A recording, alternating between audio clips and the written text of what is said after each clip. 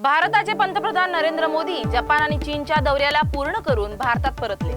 भारत चीन दुहेरी बैठक झाली। सीमा सुरक्षा आणि भविष्यातील सहकार्याच्या संधींवर चर्चा झाली। मुंबईतील सीएसएमटी परिसर मनपाकडून पाण्याने धुवून स्वच्छ करण्यात आला। ओबीसीवर अन्याय झाल्यास लाखो ओबीसी बांधव मुंबईकडे येतील असा छगन भुजबळ यांनी सरकारला इशारा दिलाय। बॉम्बे हायकोर्टाने मनोज जरांगे यांना इशारा दिला की मंगळवार दुपारपर्यंत मुंबईच्या रस्त्यांवरून आंदोलन संपवावे। बीडच्या आंबेजोगाईत धक्कादायक घटना। बडतर्फ पोलीस अधिकारी सुनील नागरगोजे यांनी आयुष्य संपवलंय।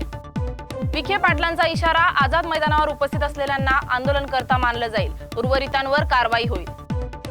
गडचिरोलीत मुलचेरात शिवसेना शिंदे गटाने खड्डे बुजवण्याच्या मागणीसाठी 1 तास चक्काजाम केले। सहाय्यक अभियंत्याने काम त्वरित सुरू करण्याचे आश्वासन दिले। अंतरवाली सराटीमध्ये ओबीसींनी मनोज जरांगे यांच्या झुंडशाही विरोधात विठ्ठल तळेकर, बाळासाहेब दखने आणि श्रीहरी निर्मळ यांच्या नेतृत्वाखाली उपोषण सुरू केले।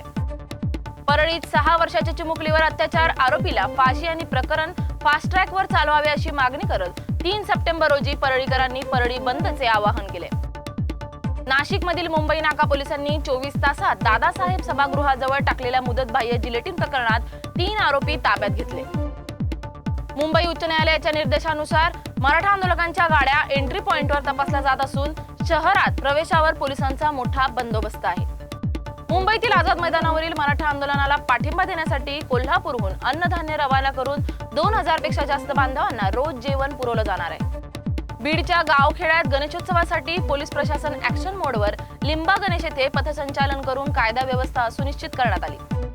आझाद मैदानातील मराठा आंदोलनामुळे गोंधळ वाढल्याने पोलिसांनी मनोज जरांगे पाटील यांच्या 8 सहकाऱ्यांना नोटीस देत मैदान रिकामे करण्याचे आदेश दिले।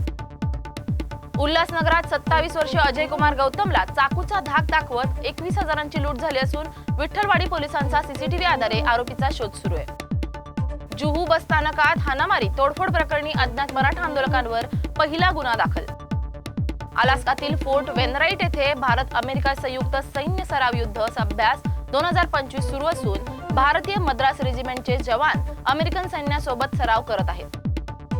अफगाणिस्तानात भूकंपात 812 मृत, 2817 जखमी, गाव उद्ध्वस्त, बचाव कार्य सुरू। पंतप्रधान मोदींनी मदतीची तयारी दर्शवली आहे।